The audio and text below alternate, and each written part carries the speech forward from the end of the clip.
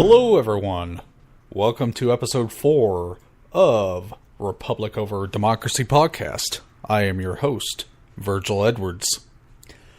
And today, we are going to talk about our natural rights and why liberals hate it and why they hate you for taking your own life in your own hands.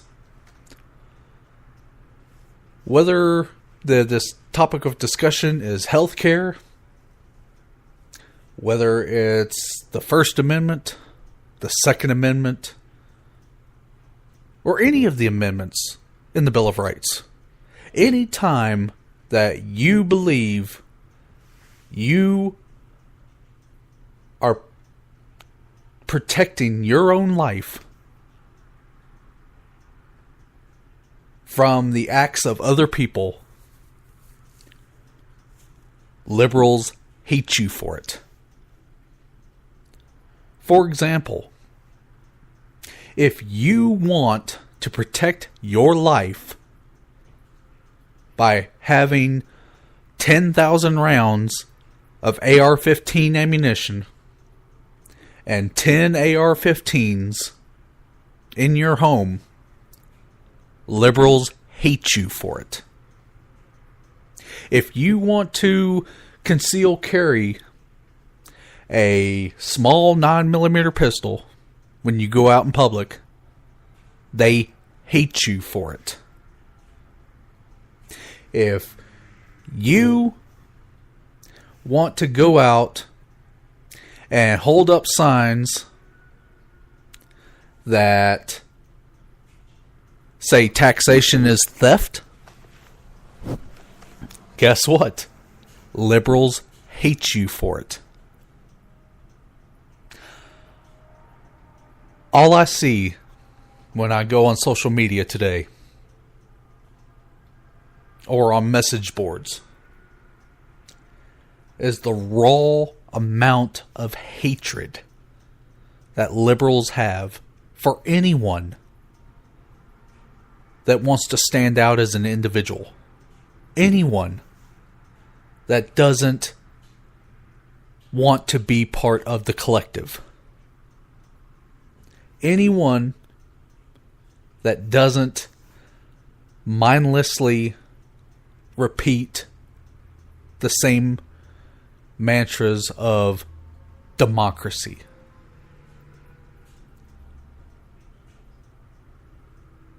The moment you break from message, the moment you think for yourself, liberals hate you. They want to see you hurt. They want to see you ruined financially. They want to see you jailed. Or they want to see you dead. Don't believe me? Just go out on Twitter. Find any influential conservative voice out there and see how liberals treat them. That's all you have to do. You ain't got to take my word for it. All you have to do is go out on Facebook and see how you are treated on a public thread when all you want to do is keep the wealth you earn. When all you want to do is be able to do with your property what you want. To be able to protect yourself in public. See how liberals treat you. They're not hiding anymore.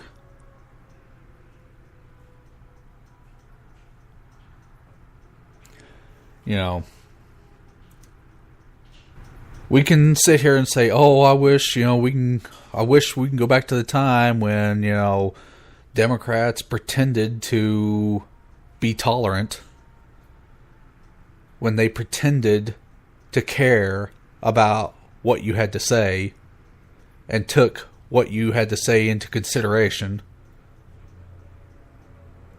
Or we can stop caring what they have to say. We can stop caring what they want. You know, I'm reminded of the old-fashioned way of how adults used to treat children. That they are to be seen, not heard. That when they come up with these grandiose ideas, that adults just pat them on the head with the, "Oh, bless your little heart. Isn't that so cute?" It's time that the Democratic Party get treated like they're acting. They are acting like children. These grandiose, free everything, you chose to go to college and rack up $100,000 in debt for a worthless liberal arts degree that you can't actually go out into the world and get gainful employment with. Oh, we'll just flush that right down the toilet.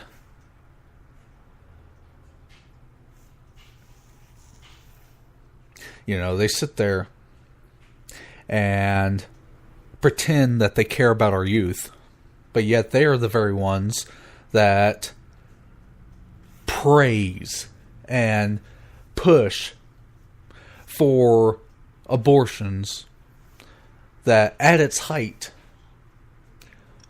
was at over 800,000 per year in this country alone. If we had a disease running rampant, killing 800,000 people a year, we'd be calling that an epidemic. But yet Democrats aren't just happy with pushing the abortion issue. They want to redefine the mentality of how everybody views it. That's why they call it women's rights. And that's why they call it reproductive health rights. That it's health care. It's a, healthcare procedure. That's how they want to warp your mind around the issue, instead of viewing it for what it actually is, which is actually ending the life of an innocent human being that didn't ask to be created. At the same time, you got people like Bernie Sanders and others that are running for president on the Democratic ticket side that actually want to allow murderers, rapists, pedophiles in prison the ability to vote. Now imagine for a moment, you're a woman who's been raped and got pregnant as a result. And your rapist got caught, and now he's sitting in jail for the next 15, 20 years. And they're going to be able to wipe out your vote with their vote. Wouldn't that make you feel raped all over again? That your voice was taken away because your rapist was now allowed to vote and they voted the opposite way of you? Where are the feminists? Where are these militant, vapid feminist groups on this? Why aren't they saying, no, we won't accept our rapists being able to participate in the democratic voting process? Now, let's not get this confused with criminal justice reform that I support, which is allowing felons that have I'll qualify this with non-violent offenders that have served their time and now free, being allowed to vote. They should absolutely be allowed to vote. If they got in jail because of drugs, They didn't harm anyone. They were just arrested for possession. They absolutely should be allowed to vote. But not a murderer. Not a rapist. Not a pedophile.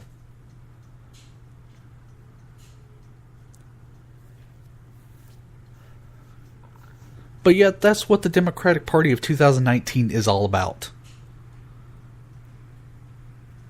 They're all about trying to pull in as many groups of people as possible.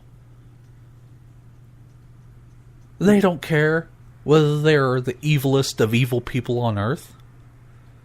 They don't care if they're illegal and shouldn't be in this country at all. They want them all to vote because they know the chances are high that they will vote for the Democratic Party. You see, people have underestimated for over 2 years now just how much damage was done to the Democratic Party when Donald Trump beat Hillary Clinton in 2016. People still can't wrap their minds around the damage that was done to the party. They have to be extreme now because they know if they don't remove Trump from the White House in 2020, they know they will lose a lot of their donor support because they will be seen as weak and ineffective. And that's why you are now seeing all this extremism from the Democratic Party. Why they are no longer hiding. Why they are no longer going out there and trying to convince you that they are the party of tolerance. Why they are out there in full force to fearmonger you, to harass you into their ideology. Their ideology completely depends on being able to coerce you into removal of all individuality and self-preservation. They don't want you to be able to carry a gun to protect yourself. They don't want you to own private property. They don't want you to own a business. They don't want you to work somewhere where you're not having to pay a labor union to be able to clock in and out. They don't want that for you because that doesn't help them. That does nothing to advance their ideology. That does nothing to financially fund their operations. It's why they must convince you that you are better off just giving in to the big government. Why you must give in to more taxation. Give in to more regulations.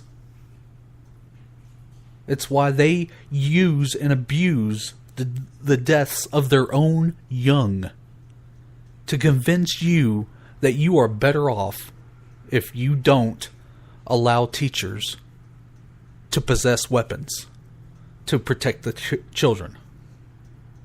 It's why all of this is coming out now, because they have no choice. Until next time, stay free, my friends.